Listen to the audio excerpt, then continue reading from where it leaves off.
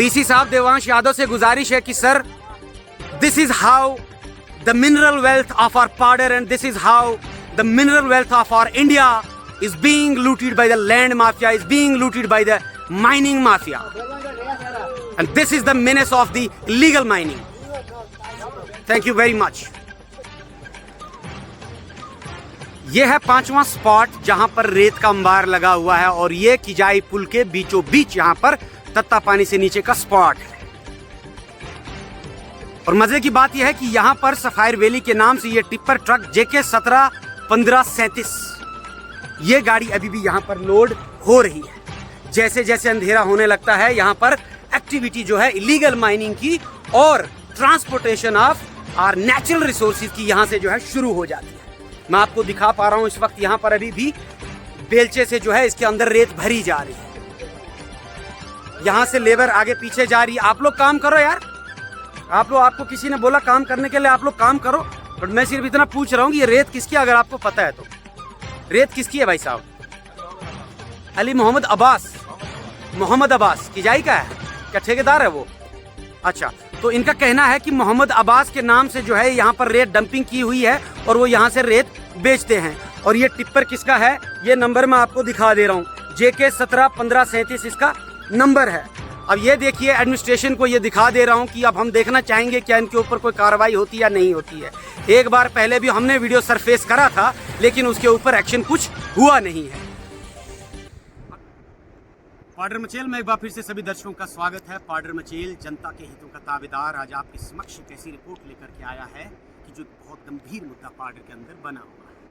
आज हम बात करेंगे how the menace of illegal mining is harming our India and our Paddar as well.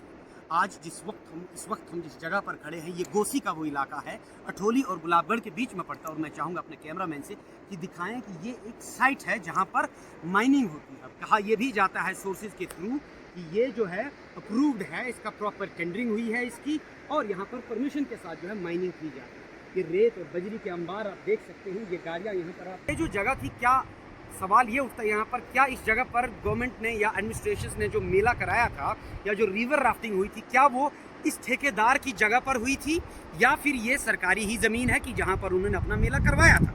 अब सवाल ये है कि कहाँ तक इनकी डिमार्किंग हो चुकी है, डिमार्केशन कहाँ तक है, और इसमें संज्ञान लेना चाहिए एडमिनिस्ट्रेशन को, यहाँ के लीडरान साहिबान को और माननीय डीसी साहब को कि क्या पाउडर के अंदर इलीगल माइनिंग हो रही है या नहीं हो रही है। इसके बाद हम आपको इसके आगे चलकर यहाँ से किजाई तक भी दिखाएंगे किस तरह से रोड साइड में रेत और बजरी के अंबार लगे हुए हैं और किस तरह से रात रात को जो यहाँ से गाड़ियाँ भर भर के बाहर ले जाते हैं।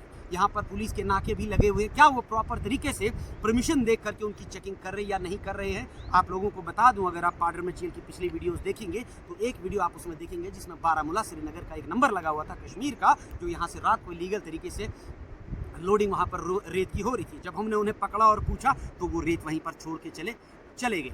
उसके ऊपर भी कोई संज्ञान लिया ऐसा हमारे दिमाग में नहीं आता है कि एडमिनिस्ट्रेशन ने उसके ऊपर कोई कठोर कार्रवाई की। ये एक दूसरा स्पॉट है, ज्वाला माता का स्पॉट है यहाँ पर, और यहाँ पर ये रोड जो है ये अठोली के साथ कनेक्ट होता है।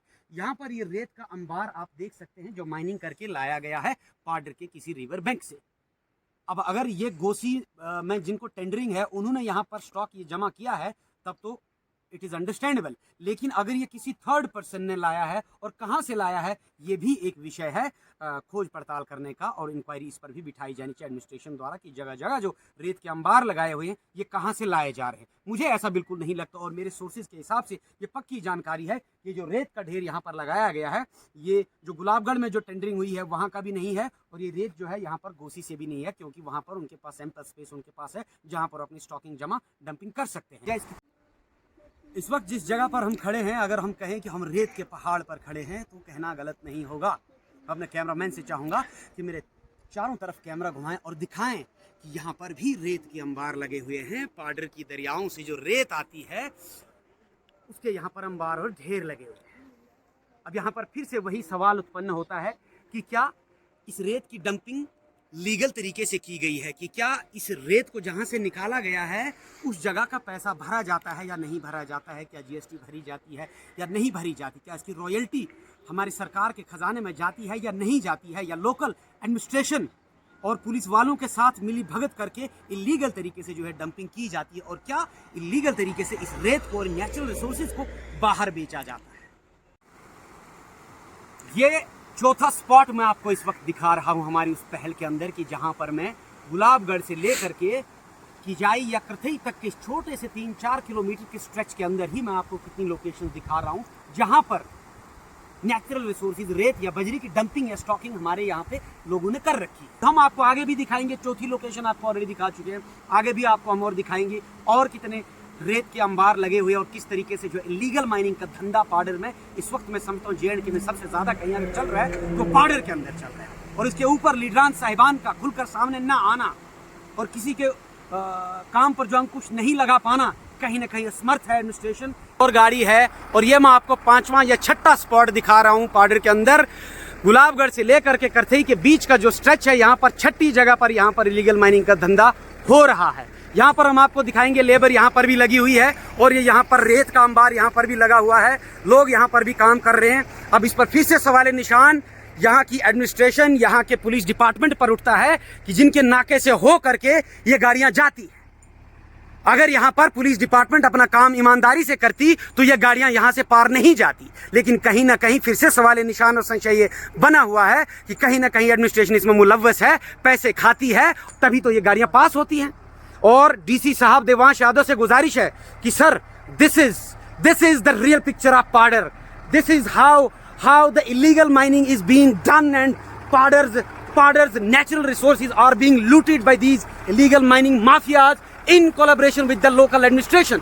इनके ऊपर कार्रवाई की जाए, यही मेरी इल्तिजा है, यही मेरी गुजारिश है और इसी तरीके से जो हम पाडर की जो है इन नेचुरल रिसोर्सेज को बचा पाएंगे। धन्यवाद।